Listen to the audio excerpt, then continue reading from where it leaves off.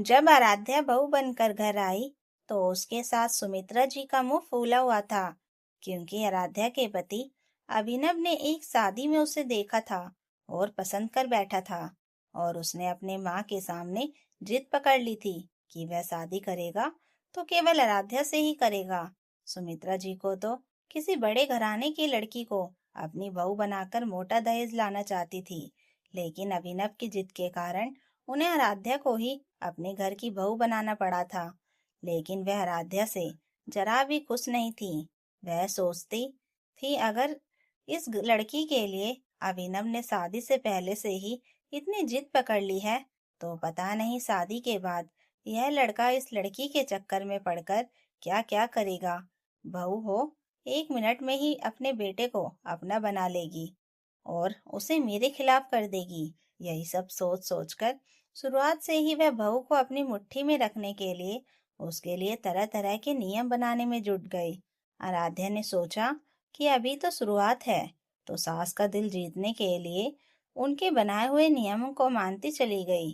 धीरे धीरे करके उसकी शादी को 3 महीने हो चुके थे, लेकिन उसकी सास उससे सीधे मुंह तक बात नहीं करती थी।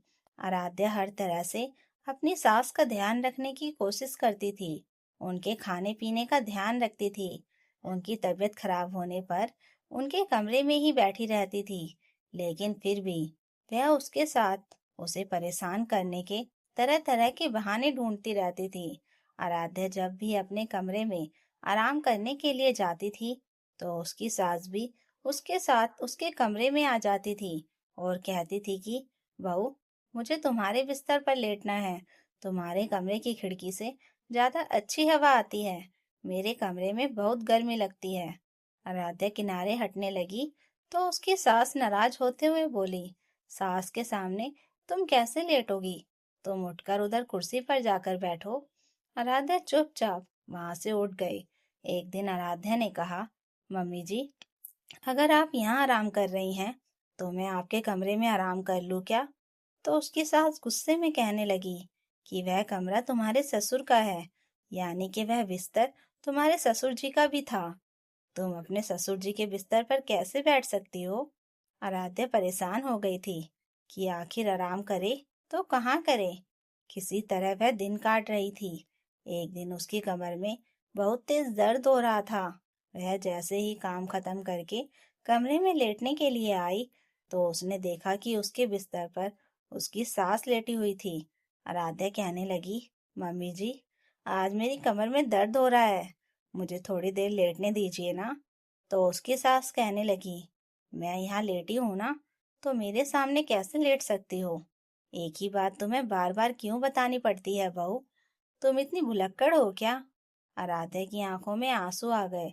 वह धीरे से बोली, मम्मी जी, आप मेरे बिस्तर पर आराम करेंगी तो मैं आराम करने कहाँ जाऊं? सास व्यंग्य से बोली, बहू, मैं तो तुम्हारे बिस्तर पर ही डेरा जमा कर रखूंगी, जो करना है कर लो।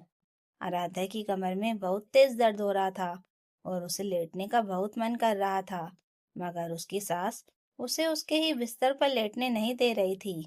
उसकी आंखों में बेबसी के मारे आंसू आने लगे और न वह सास के कमरे में लेट सकती थी और ना ही अपने कमरे में उसे आराम करने के लिए जगह मिल रही थी।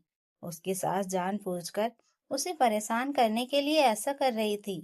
आराध्या ने परेशान होकर अपने पति अभिनव को फोन लगाकर कहा कि देखो ना, आज भी मम्मी जी मेरे ही बिस्तर पर आकर लेट गई हैं। वह ना तो मुझे अपने बिस्तर पर लेटने दे रही हैं और ना ही उनके कमरे में जाकर आराम कर सकती हूँ। अब तुम बताओ, मैं कहाँ जाकर आराम करूँ? इस घर में तो मेरे लिए एक ढंग का कमरा भी नहीं है। पसंद तो तुमने मुझे किया था, लेकिन उसकी कीमत मैं चुका रही हूँ। इतना कहकर वह सिसकने लगी। तब अभिनव को भी आज अपनी माँ पर बहुत क्रोध आ गया। उसने कहा, तुम चिंता मत करो, मैं सब कुछ ठीक कर दूंगा। वह इतने दिनों से लिहाज के कारण माँ से कुछ नहीं कह रहा था कि माँ पहले से ही नाराज हैं और कुछ बोलूंगा तो और ज्यादा नाराज हो जाएंगी। लेकिन अब बात हद से ज्यादा बिगड़ने लगी थी। अभिनव आधे दिन की छुट्टी लेकर घर चला आया। अचानक से बेटे को देखते ही सुमित्रा जी पूछने लगी, अरे बेटा, क्या हुआ? तेरी तबीयत तो ठीक है ना? तो अचानक से घर क्यों चला आया? अभिनव गुस्से में कहने लगा, माँ, तुम्हें यह बात पसंद नहीं थी ना कि मैं इससे शादी करूं? तो फिर ठीक है, मैं इसे उतने ही समय घर में रखूंगा जितने समय मैं घर में रहूंगा। सुमित्रा जी हाथ की पकड़ ढीली पड़ गई और वह कहने लगी, यह तो क्या बकवास कर रहा है बेटा? अभिनव कहने लगा, माँ, काम खत्म होने के बाद जब भी इसे आराम करने की जरूरत महसूस होती है तो आप हमारे बिस्तर पर आकर लेट जाती हो और इसे उसी बिस्तर पर लेटने भी नहीं देती हो। आपका कहना यही है कि सास के सामने तुम लेट कैसे सकती हो? अगर यह आपके कमरे में जाकर आराम करना चाहे तो आप इसे यह कहती हैं कि ससुर के बिस्तर पर बहू नहीं बैठती, क्योंकि अब इस तरह कभी वह तुम्हारे ससुर जी का भी था। तो फिर ये आराम कहाँ करेगी? क्या यह कोई काम करने वाली मशीन है कि काम करने के बाद घर के किसी कोने में खड़ी हो जाए? इसलिए मैंने फैसला कर लिया है कि जब तक मैं घर पर रहूंगा तब तक यह घर पर रहेगी। उसके बाद जितना काम हुआ रहेगा, बाकी का काम छोड़कर यह मेरे साथ चली जाएगी। और जो मैं शाम को वापस आऊंगा तब से लेकर जब तक घर आऊंगा, आप अकेले घर में रहना, तब आपको समझ में आएगा। सुमित्रा जी मुंह बनाते हुए कहने लगी, अरे, इसमें इतना तमाशा करने वाली कौन सी बात है? रात में तो बहू आराम करती है ना, और मैं कौन सा रोज इसके कमरे में आई हूँ? कभी कभी जब मुझे ज्यादा गर्मी लगती है तभी मैं इस कमरे में आई हूँ। अभिनव कहने लगा, माँ, आप हमेशा यही ताना मारती हो ना कि यह कमरा क्या, पूरा घर ही मेरा है। तो अब आप अकेले इस घर पर राज करो। कल से यह मेरे साथ ही जाएगी और मेरे साथ ही वापस आएगी। बाकी समय यह अपने मायके में आराम से रहेगी और यह मेरा आखिरी फैसला है। अभिनव का फैसला सुनकर सुमित्रा जी मुंह बनाते हुए वहां से चली गईं, लेकिन उन्हें भीतर ही भीतर बड़ी घबराहट होने लगी थी कि अगर बहू घर पर नहीं रहेगी तो घर के काम कैसे होंगे। उन्हें तो बिस्तर पर ही खाना पी पानी लेने की आदत हो गई थी और अब उन्हें उनका खुद का पर्सनल काम भी करने का मन नहीं कर रहा था। अगली सुबह अभिनव जब ऑफिस जाने के लिए तैयार हुआ तब तक आराध्या ने नाश्ता तैयार कर लिया था।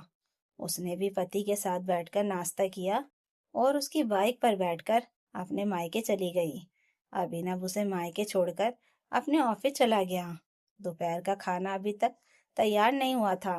सुमित्रा जी ने नाश्ता तो कर लिया, लेकिन वह सोचने लगी कि अब तो दोपहर का खाना मुझे ही बनाना पड़ेगा, और अब बेटे को कुछ बोलकर झगड़ा भी नहीं कर पा रही थी, क्योंकि बेटा पहले से ही बहुत ज्यादा नाराज हो गया था। उन्हें अंदर ही अंदर डर लगने लगा था कि अगर उन्होंने अब कुछ और शिकायत की तो कहीं बेटा उन्हें छोड़कर चला ना जाए। उनकी आंखों से आंसू बहने लगे थे, लेकिन वह अपने बेटे बहू के आगे झुकना भी नहीं चाहती थी। शाम को जब अभिनव घर आया तब बहू भी घर वापस आई। दोपहर में सुमित्रा जी ने अपने लिए खिचड़ी बना ली थी। वह बेटी बहू से कतराने लगी थी, इसलिए अपने कमरे में ही बैठी रही। आराध्या आते ही रसोई में चली गई और सबके लिए खाना बनाने लगी। उसे सास के साथ रहना पड़ रहा था, वरना पति के पीछे तो उसकी सास ताने मार मार कर उसका जीना ही मुश्किल कर देती थी। लेकिन यह कोई स्थायी समाधान नहीं था, क्योंकि आराध्या भी अपनी गृहस्थी छोड़कर मायके में दिन भर नहीं बैठना चाहती थी। लेकिन फिलहाल सास को सबक सिखाने के लिए यह उपाय सही लग रहा था, इसलिए वह अपने पति का साथ दे रही थी। एक सप्ताह तक ऐसा ही चलता रहा।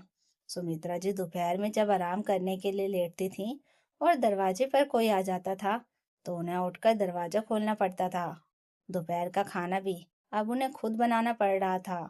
ऊपर से दिन भर खाली घर उन्हें काटने को दौड़ता था, और उनकी बेवकूफी के कारण अब बेटा और बहू उनसे कोई बातचीत नहीं कर रहे थे, जिसके कारण बेटा बहू जब घर में रहते थे तब भी वह अकेलेपन से जूझती रहती थी।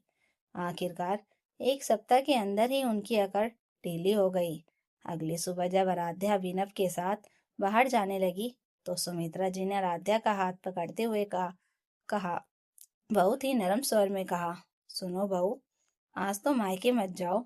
देखो, मैं तुम्हें आराम करने का पूरा मौका दूंगी। तुम्हारे कमरे में नहीं जाऊंगी। तुम्हें आराम करने के लिए मायके जाने की जरूरत नहीं है। अपनी सास की बात का इतना मान नहीं रखोगी क्या?